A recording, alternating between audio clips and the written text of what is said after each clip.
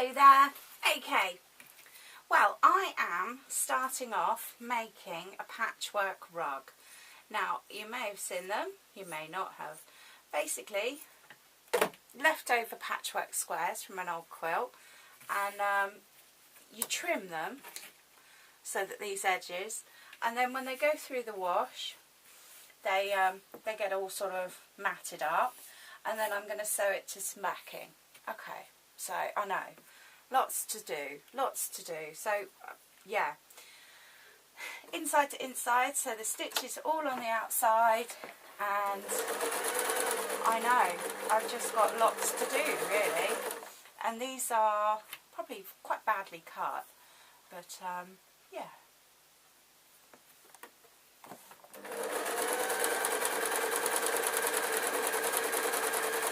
Yeah, so not a lot to see, really. Outside, sew on the outside, and then I keep going, and then I sew all these twos together. So then I'll break them off, and then I'll just continue sewing like that. So, not going to look at the pattern. Yeah. Alright, I'll be back later. Okay. So hello there, so we're back on the Ragrug quilt, and I've done a lot of it. Now I've done 16 squares down and 13 squares across. I don't want to leave it as 13, so I'm going to stitch another line on. Now the reason it's 16 squares down is because I do 2 and then I sew all my 2s together. So my 4s, and then I sew all my 4s together, and then I sew all my 8s together. So I've got the last strip here, and just find the beginning. So we need to sew the outside to the outside. So easy enough really.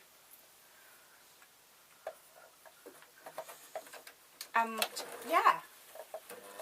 And I've already done my snipping, so let me just sew this on.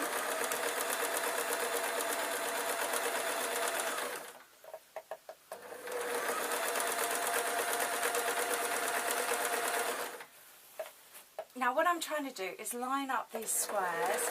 Now these squares are roughly cut, they're not exact squares, so it does sort of give it a bit more of an earthy feel. Now if you were going to have properly cut squares, then there's lots more you can do.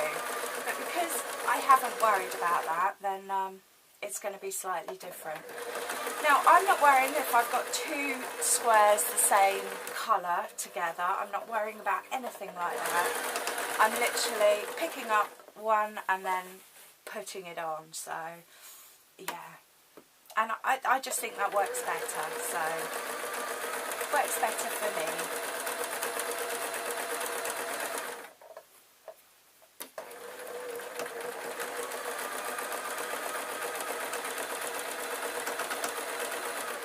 Yeah, I am getting there. Maybe it wasn't a good idea to show you actually, the last thing.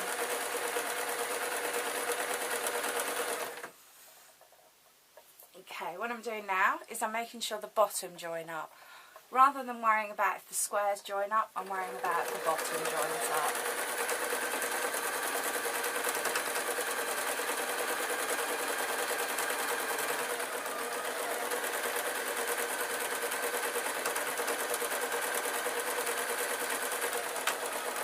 Lovely, a couple of double stitches, no reason at all. And now what we have to do is, we have to trim these edges. Now all I'm doing is very carefully with really sharp scissors is cutting up till the hemline, and yeah,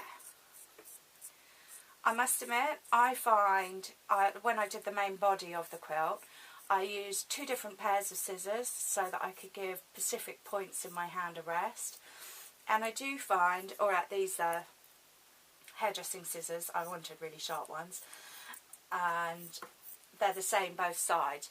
But if you look on a normal pair of scissors, then you can just turn them over so that they're not rubbing on the same part of your hand.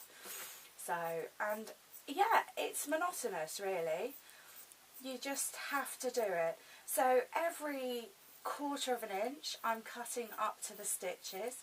Sometimes I'm not making it quite as far as that, and I'm not worried if I do 1/8 of an inch every now and again, and maybe 1/2 an inch every now and again. So yes, and it's a messy old business. My trousers now look like who knows, so yeah, but it's all good, and it gives a very dramatic effect.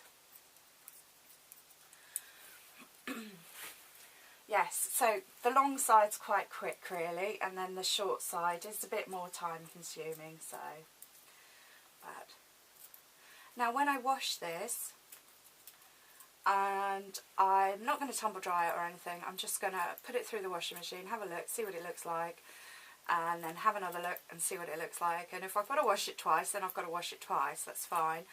I'm going to be using quite a cool wash, and I am going to be using like normal fabric stuff in there. I'm not going to use any conditioner or anything because I don't really want it softened. I just want it roughed up. Now, I suppose if you're doing this commercially, then you'd put a couple of rocks in there or something, but I'm not going to do that because I like to have a sewing machine, a washing machine that works at the end of it. And it is personal taste. So I've got a little bit more cutting to do. I'm probably about halfway down now, and then I am going to switch the camera back on when I've got the backing.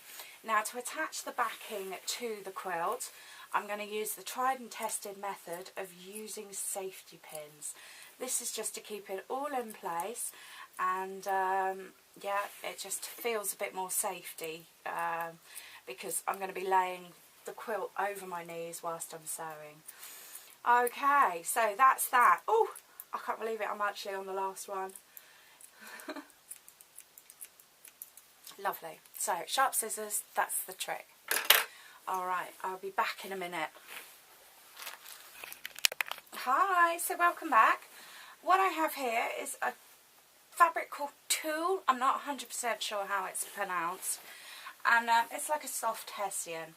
So I've gone 3/4 of the way round, and now I'm just doing the bottom seam, and then I'm going to come up and do the side seam. Now, to get to the wider market, can I say, what I'm going to do here is I've got turned inside out folded fabric in the same fabric as the backing. And I'm just going to fold it up. I think I'll put the seam in the middle.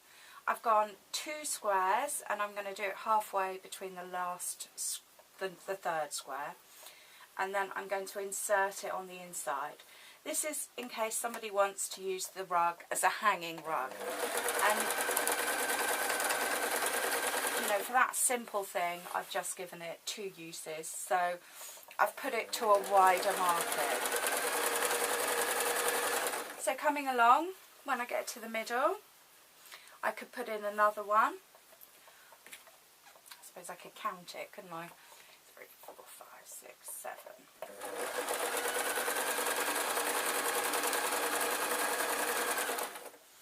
And the thing about sewing with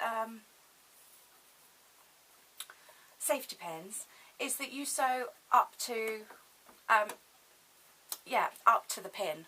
So it just makes life a bit easier. I'm going to put another one of these in, and it just, I suppose, adds a bit of life to it.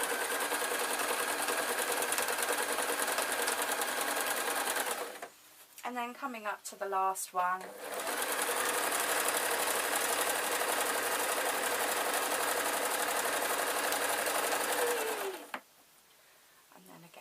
Each time I've made sure that I folded them in the same way, so my centre seam is always in the middle. And just sew that last one in, making sure I've got all the fabric, and then making sure I'm straight to the pin. So, and if that involves pushing a little bit of extra fabric in, then we can do that. Now, the reason I say that is because when we're doing patchworks of any type, it's a good idea to iron it so that you can, it stretches more, because when you're sewing it, it pushes it all flat. So, and there we go. I'm just cutting up slightly so that I've got the place where I can turn it inside out. Okay, so yes, so far so good. Got the squares, sewn the squares together, rough cutted them at the edge to make them fray when we wash it. Put the backing on, making sure that if there is a slight pattern on the backing, then we've got that the right way round. And then we're going to turn it inside out. I'm just making sure that I've removed all my safety pins, because life is like that. It would be a bit of a tragedy if I sewed it up and there was one still in there. And nobody likes unpicking. Lovely. So yes, what I'm doing is I'm grabbing a corner. I'm trying not to make the hole any larger, stretch it by pulling it through. And pop the corners now, because at the minute I can put my hands in. If you forget, then you just sort of roll them. And then tuck the bottom bit in. Just have a little check that you're happy with everything. Sometimes when you're sewing fabric like this, you can end up with... Yes, I forgot one. I forgot one safety pin, but that's okay. Yeah, you can sort of end up sewing like that. So, you know, whilst I'm turning it inside out, I'm just having a little look. Okay, I'm going to grab the two ends where I turned it inside out, and I'm just going to push them in with my fingers. It's quite an easy thing to do. Obviously, it might come across as practice. Now, okay, entirely up to you here. You can hand sew this inside out. You can pin it. You can do anything really. What I'm going to do is I'm going to sew along this seam, and I'm going to continue to sew all around the quilt. Now this just makes it lie flat. It just gives it a bit of weight, and then it will just lie flatter. So, and I quite often do. I'm a huge fan of top stitching, so that's good. And then the next step, after I've run round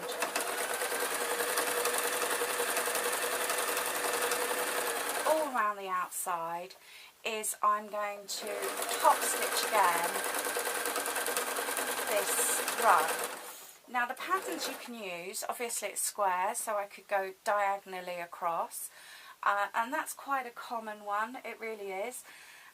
I'm going to actually go halfway between the squares, so let me just finish sewing up that hole. I won't do the rest of it, but I think you know what I'm going to do. Okay. Let's give me some room. So we've got the rug here. Now if I do this top stitching all along there, what it will do is it will give the rug shape, and it will also give me security for when I am doing the stitching over the top. Now as I said, you can do the diagonal lines, and that's great if you're 100% sure that all your squares match up. Now I could see that this one was too short. You can see it's all out of alignment, so I tacked on a bit of extra cloth. Now, so I won't be able to do this diagonal thing, so I'm just going to do halfway down each square, and it is just a matter of taking it downstairs, putting the telly on, waiting till the family goes out, and then one line, and then one line going back up. So yeah, you do need room to do it, and you do need everything else. So that's my next step, and the other step after that is to run it through the washing machine. So the next time you see this quilt, it will be finished, because, yeah, it just will be. It just will be, because I think, you know, that makes perfect sense, doesn't it? I'm just running along the top stitches, making sure that I've got an even amount of backing and an even amount of top. And yeah, when I get back to where I started, I'm going to stop it. Okay, so I will see you probably this time tomorrow. I know, I've got to let it dry, otherwise the pattern will look really off, won't it? I suddenly changed it into a really dark quilt from a really light quilt. Alright, thank you ever so much for watching. So hi, it's been washed. Now I've washed it on, okay, what did I wash it on? I've washed it on kind of colour wash, and then it hadn't finished by the time I was due to go out, so I turned it to wash on a white wash, a boil wash, but I set the temperature down to 0. And then when I got back in, it still hadn't finished, so I set it to do a quick wash. So it's been washed 3 cycles, and some of those have been quite long. Let me see if I can get this down without causing too much mayhem. I do need to spend half an hour, probably, just taking off these loose ends, these loose threads, but other than that, it's all finished, and I'm really pleased with it, you know. Yeah, it's a personality type thing, isn't it? You know, I like the scruffy rug. Anyway, thank you for watching. My name's Fiona from Weekly Sewing Bee, so I'll hold it up so you can see the back, and yeah, hopefully I'll catch you again.